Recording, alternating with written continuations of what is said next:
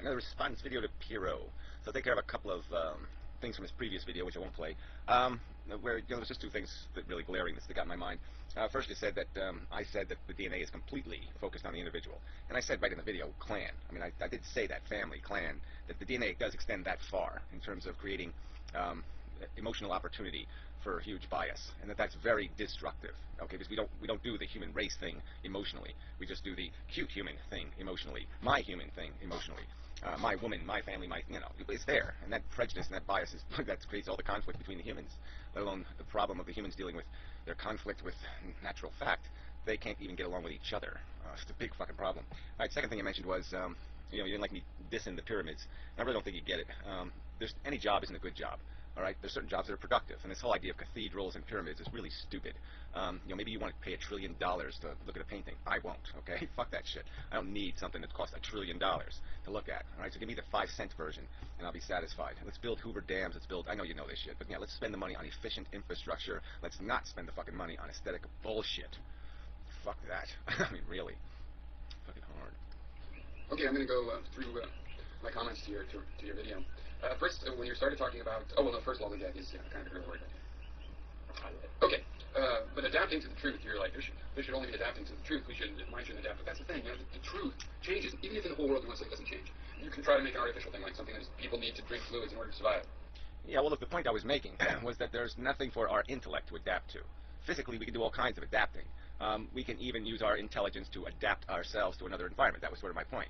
The big problem, though, is there's no adaptation. There's no intellectual, mental way to turn this fucking pig's ass into something else, a pearl necklace. It just isn't going to fucking happen, right? So you can keep talking it to death, but the bottom line is this is consumption and reproduction without any fucking mission. The only thing we can do is clean up the messes we make. I've used that point before. We can play janitor in this universe, but there's nothing to do here but clean up messes. You make the mess by creating the addiction, all right? And you create the heroin addict, and you need to create the heroin. You need to create the mugging victim. You need to create the whole infrastructure so this asshole can chase his dragon that he's not going to catch. And that's my point, is that we can't adapt to the fact that there is no fucking dragon, there is no fucking catching, all right? There's only a contrived game, a stupid, idiotic, rats in a maze chasing their own ass bullshit. You can't adapt to that. You can only come up with some sort of better way of doing something stupid. You can find a better clown suit to wear, something a little less obscenely, outrageously foolish, but you're still going to be a fucking clown. You're still going to be a fucking fool, as long as you try to play this stupid game. Yeah, that was good. Yeah, but the truth you really are dealing with is this area has no clean water, or this area does, but only if you're clever about how you find it. Okay, so those are the truths you adapt to. When we're talking about the brain adapting, it's because you left one area, say there was political strife, no war, so you left that area and went somewhere else, and then there it's colder, so you have to adapt it to the truth that it's colder. So that's what we're talking about. And no, that's what you're talking about. You're talking about finding some way to make the game work, and I'm talking about the fact that the game isn't going to work. And so those are two different subjects. And I'm saying even if you can make it work, it's got to be a lot more dramatic than coming up with drinking water. You're satisfied if half the population lives in shit. I'm not satisfied with that equation. That's not success. Again, survival is your mission. Survival is meaningless to me without substantial quality. The survival's got to have real good integrity for that survival to mean it. We got to have damn good janitor tools and damn good janitor suits, and we got to, that's it. I mean, if we can't do the janitor thing right, we can't even do that. There's no point in even doing that. That moves on to, you argued against this freedom of thought stuff, and maybe you're just being contrary, because you're talking about freedom of thought issues too. You can deny against it and all the determinism, but you're saying we can suppress. There's some sort of interaction of will. All the determinism, like you talk about, like it's a casual, incidental problem. No, it's the game, really. Okay, I'm just saying that there's no real freedom. We're confined not only by what we're built on, the truth that somebody else has provided us, but we're also confined by the truth.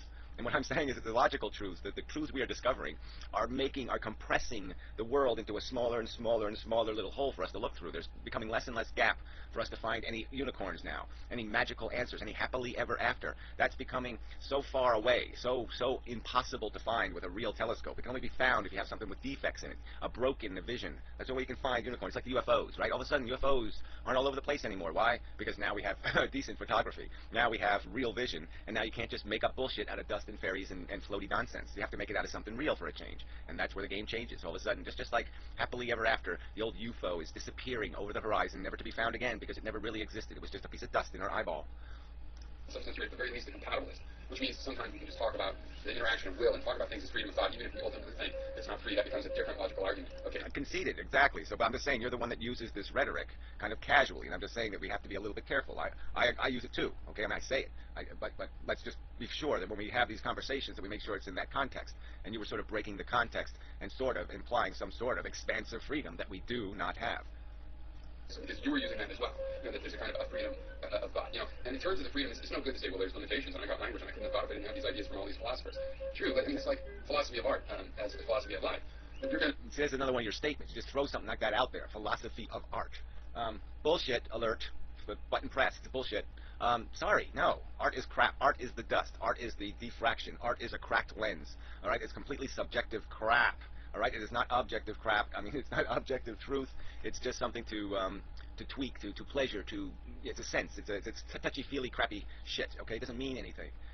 It's we can you condition a person properly, and a tree slaw's vagina could be art. You're going to do a painting. You have 5 tubes of paint.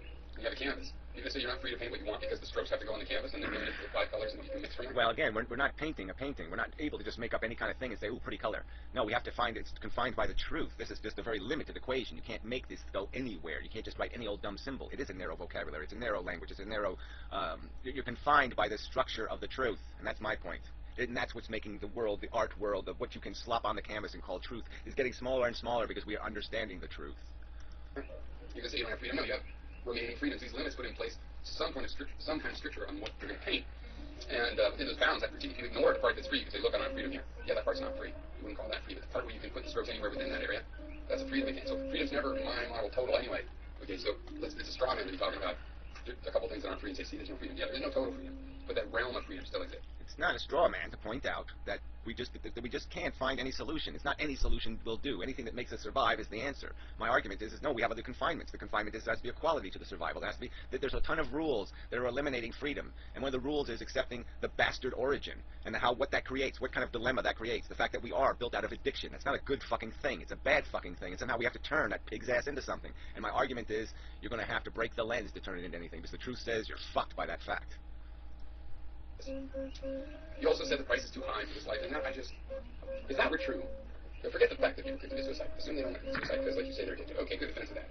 But, damn good defense of that. That's right, but they'll survive in the concentration camps. They'll live through anything because that's what the biology is demanding. The DNA is demanding it. The intellect isn't demanding it. The biology is demanding it. That's this whole reproducing in captivity. There's also this idea of death by what they used to call consumption, and just depression, and you stop eating, and you get weak, and you die. Right, and that just isn't the natural state. You have to take something completely out of their element. You have to put a fish out of water almost to create that kind of circumstance. Or you have to take an animal that's just so dependent on an environment and take them away from all the natural things that make their life run. But there's not all that many animals that will take horrible deprivation and still fucking breed. I mean, there's only about 10, that we can't put in a zoo. People can do that. We're pretty resilient. We keep choosing. Because I think a lot of people, if you're choosing, again, you're using this word like we're making an intellectual choice. And again, this is where the words get fucked, because most of our choices are not choices of intellectual determination. They're choices between desire A and desire B, okay, or a desire and an intellectual understanding. I mean, I can know something's wrong and I'll still do it, or I can know it's selfish, or I know it's cheap, or I know it's petty, and I'll still do it because emotionally I need to do it. And those are the conflicts. But those choices are not pure choices. Again, those choices are being controlled by apes and lizards. That the human attitude doesn't have to be this way. Lots of animals are sensitive. Take them out of their environment, they die. They're going to try to adapt their own programming to adapt. We do adapt. As a result, it's no surprise that our philosophy is more characterized by the fact that it's not even necessarily that we adapt. It's just that if you take 6 million people, all right, yeah, 100,000 of them might survive a circumstance and continue to breed, and 5 million of them might die. All right, so you can't really say they adapted, okay, because it was only individuals that adapted, while the vast majority did not adapt. And that was the huge price of this adaptation, was there was huge non-adaptation. And so you can always hope, I think if we did that with any other species, if we were willing to kill off 500,000 great white sharks, we could probably find one that could take living in our domesticated zoos without dying. But we'd have to kill the 500,000 to do it. We don't think the price is too high because we can wait it out, we can think about the future, we can invest in the future. So it's a problem because, yes, it's living in the future, but it's one of the reasons we can survive. I also admit it does. Well, again, remember, I mean, just think about what was the attrition rate on slaves imported from Africa? I mean, what percentage of them lived more than 3 years? Lend more credence to your complaints because we, in terms of getting down to the cockroach world, there is some validity in thinking that humans would go ahead and endure and live in that kind of condition. But I have arguments against that as well, but I don't think that's what would happen. Again, you don't think it would happen, but where's the evidence that it wouldn't happen? We're living cockroach existence now by any real rational standard. Most human beings are living in shit. All right, they're living a cockroach existence. Most people don't even shit in a fucking toilet. Come on, Pyro. You mentioned that the ape and the reptile will use the brain like a hammer. And that's true, but see, this is where I also believe that the intellect needs to filter, control, duct.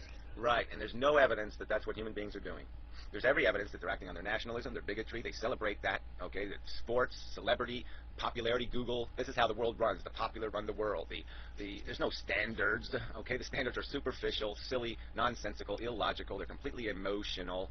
Policy is completely driven by emotion. No rationality. Like I've said it before, but yeah, we'll waste $1 million to save a drug addict, give him a liver transplant, and $1 million in practical fact will buy a few hundred lives in the world. And we just can't ever do the math honestly and intelligently. And that's just the fucking truth, Pyro. And we have every capacity to do it now, and we still can't do it. All right? People can really make real choices now with their real intellects. They can, and they don't have to compromise their, anything urgent. They don't have to live in the woods, and they don't have to, freeze, and they don't have to do all this other stuff. That's not the burden, and they still can't play fair. They still can't be honest to the truth, even though they're not going to sacrifice any part of their guts. Affect these